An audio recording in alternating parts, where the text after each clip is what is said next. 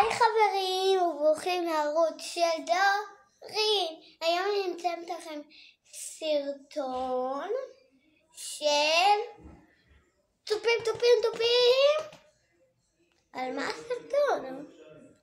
תכון שירים. אתם יודעים שאנחנו במלחמה, נכון?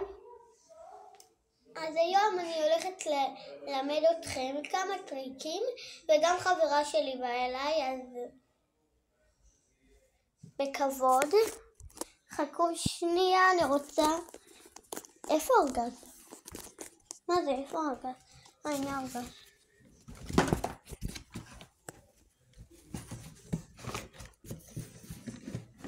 איפה זה? נו, איפה זה? נו כבר. טוב, לא צריך. אוקיי. אז מה שאנחנו עושים עכשיו... רגע. תקלו, יש לי פה שתי גלים של ישראל. נה נה נה נה נה נה. יש לי גם כאן כדור.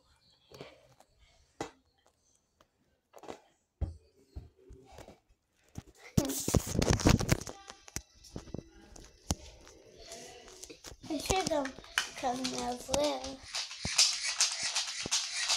כבר עושה רוח. הנה גם, הנה לכם קצת.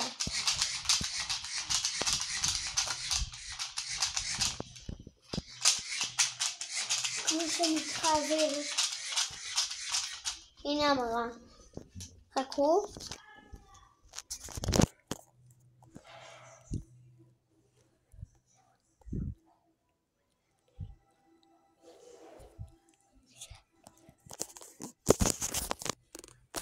ראיתם?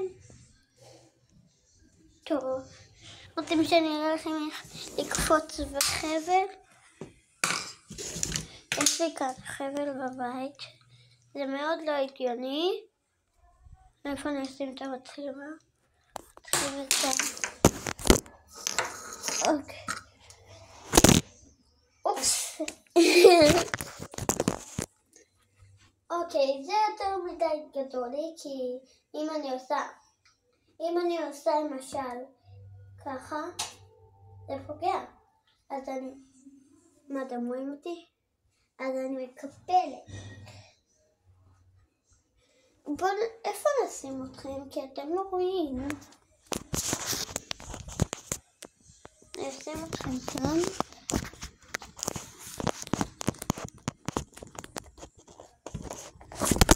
אפול. אופסי. סליחה. מה קורה לי היום? מה זה? טוב, לא נעשה קפיצות בחבר. מצטערים. רוצים שאני אראה לכם את החדר שלי? אוקיי, הנה. זה השידה שלי. כל זה המיטה שלי. זה המראה שלי. וזה הקיר שלי עם לבבות. וגם למעלה. זה עם כוכבים.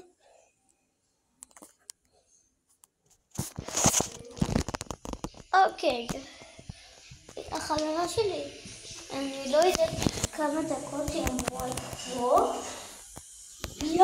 עכשיו אני מזכירת איך שהייתי תינוקת. עכשיו אני לא קיבלת. רוצים לראות את התמונות? הנה. אתם רואים? יופי. יש גם עוד למעלה.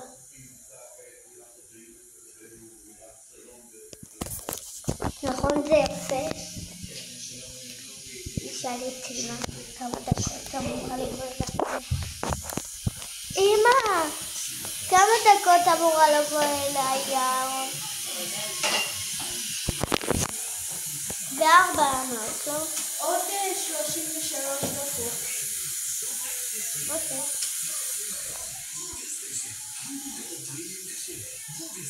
רוצים קצת לראות טלוויזיה?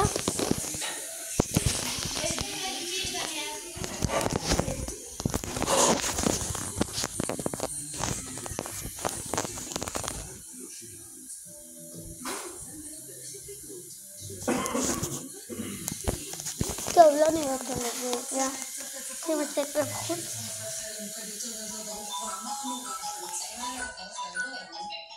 אבא, זה לא שלי. אבא, הרשת כאן נפרקה.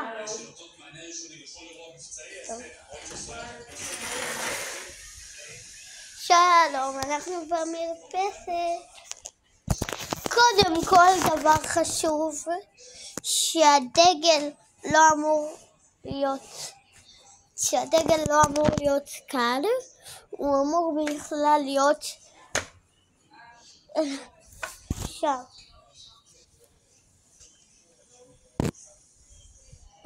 אוקיי, הדגל שמה, הגדר פה נפרקה. הגדר פה נפרקה. מה שקרה?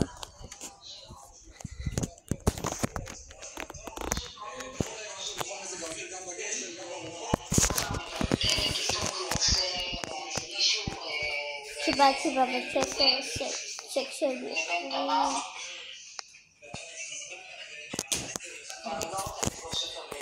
תסתכלו את אני ואת אח שלי. רגע, אני אוריד את זה.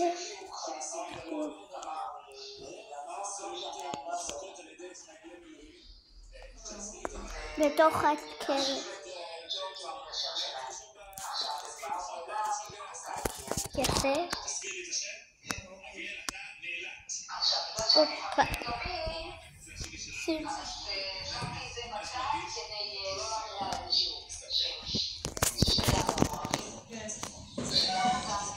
טוב.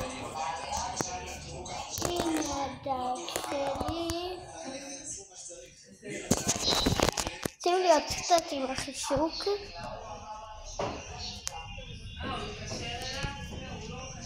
סליחה, חשבתי שזה יארה. קוראים לחברה של יארה. נשים אתכם כאן. אופסי. סליחה חברים, לא התכוונתי. יאללה. הכל ייגמר בצורה טובה.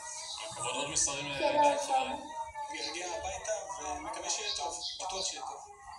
אני גם מתגעגע הביתה, יש לי אהובה לבן שלי הקטן, אוהב אתכם. מה של המשפחה, החברים, דברו. יואו, אני מסתובבת על הרגליים. יש עוד כוח, כי בסוף בצפון אנחנו בסוג של סטגנציה. תראו את הרגליים. חזית שנייה רק למה שקורה בדרום. יש פה איזושהי מלחמת התשה, אבל אנחנו פה, משלמים שם, אנחנו פה, מחכים לכל תרשיש. אני לא בראש. יפה מאוד. אז עמליה ועופר, זה המסר, שמעתם כאן מהסוללה של המילואימניקים בגבול הצפון. אהבנו את ההקדשות על הפגזים. גיא, תודה רבה. ארצות הברית הרתה... רוצים לראות?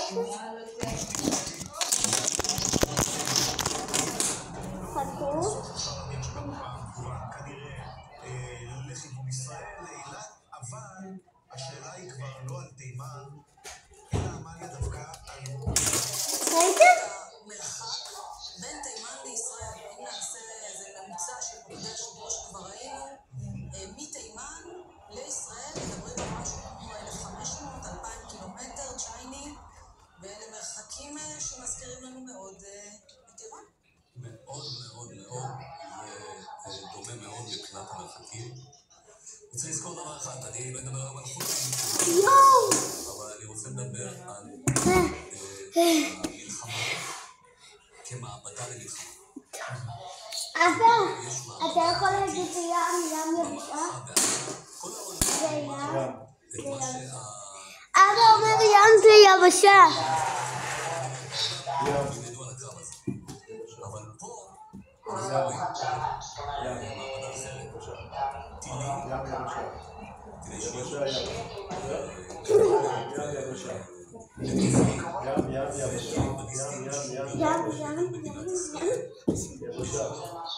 צדדים, צד אחד שר את הטילים ומנסה לפגוע במדינת ישראל, והצד השני שמתגונן. ההגנה הזאת היא משולבת גם אוויר, גם כולם ביחד. בסוף באים ליראה, מי האיום שלנו? האיום שלנו העיקרי והמלטים החודים, נראה מסוג הסמוד, שהם מסוגלים לטוס במהירות יחסית נמוכה. כן, בשביל שחר בצד להעריך עליהם. כן. אתה לא רואה? כן. זאת הטכנולוגיה המדעית, ולדעתי מה שקורה שאני אומר, אני מה שאני אומר, יש לי כלים מוכנים את ההגנה האווירית שלנו, מה שאני אומר. ואגב, וגם החשיבות שבהצלחה של החץ פעם אחר פעם, עכשיו נסביר שתי מילים על הבלטים האלה, חומר נפץ. היו מיוצרים בעבר באיראן, והיום חלקם מיוצרים בתימן. מזכירים מאוד את הבלטים התימניים, איראנים אותו דבר.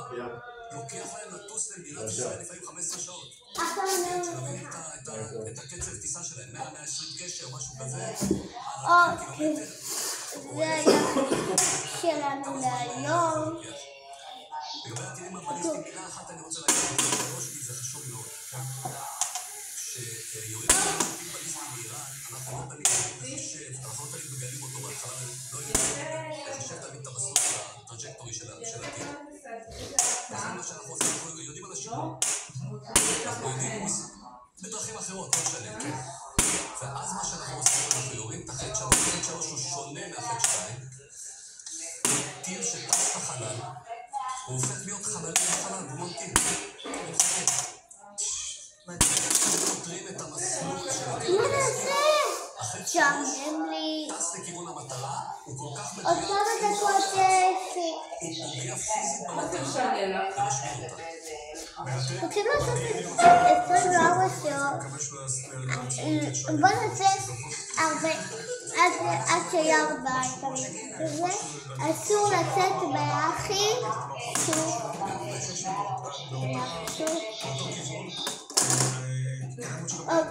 מה אני אעשה? אני כרגע לכם. אני עדיין.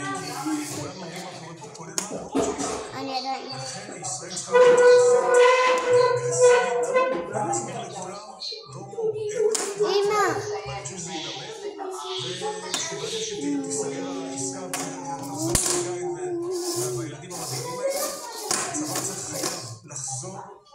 מה נעשה? רוצים זה? לא. רוצים יוגה? כן. וכל אני הולכת להביא את המסרון. שירותים, מיטות, מקלחות, מזגנים, קרמיקות. כך זה נראה בתדרוך של דובר צה"ל ששוב מנסה להסביר לעולם את מה שהתחולל שם מתחת לשאיפה. הנה כן. הנה הגול שלי, רק אני צריכה להוציא את הגומיה הזאת.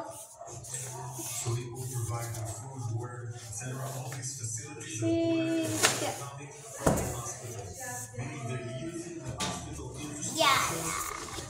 קודם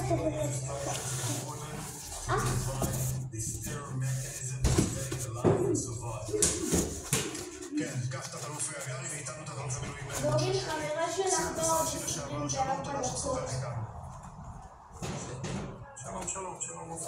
שמע, 24? לא קיומן של המנהרות, במובן הזה קיבלנו את ההוכחה שהיינו צריכים לספק, אבל בכל זאת נשארו את התמונות של עיר שלמה על כל הפסיליטיז שנמצאים שם מתחת לבית החולים.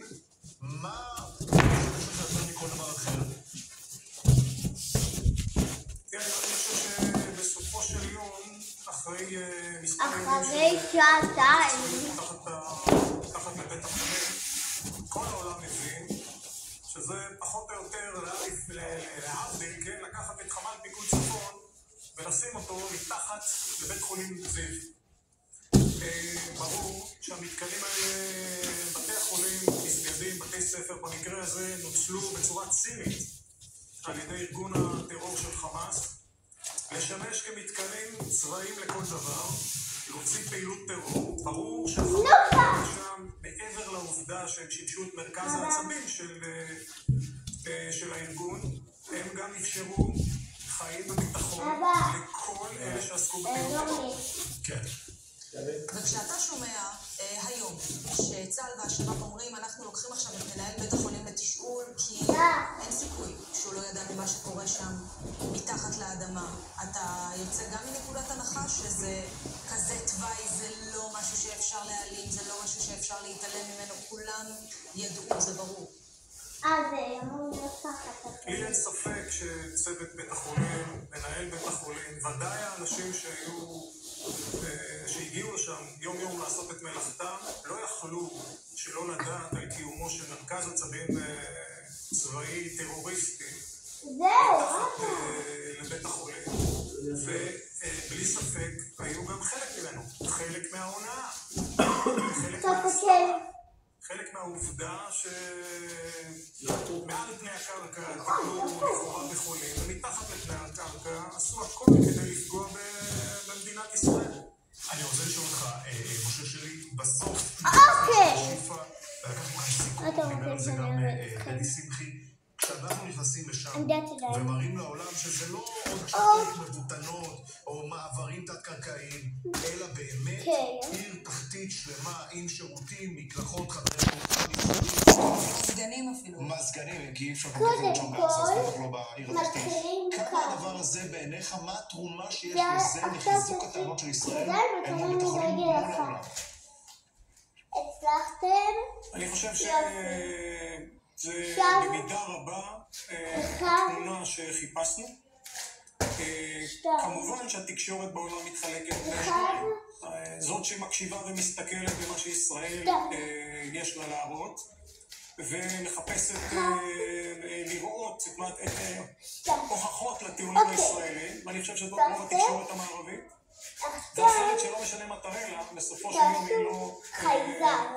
היא לא מנסה להתעמת מול העובדות. אני חושב שבסופו של יום קיבלנו כאן באופן חד משמעי את ההוכחה לכך ששיפה אפשר, אבל יש עוד מתקנים שבמעלה הדרך יחסו, שיוכיחו באופן חד משמעי שימוש במתקנים אזרחיים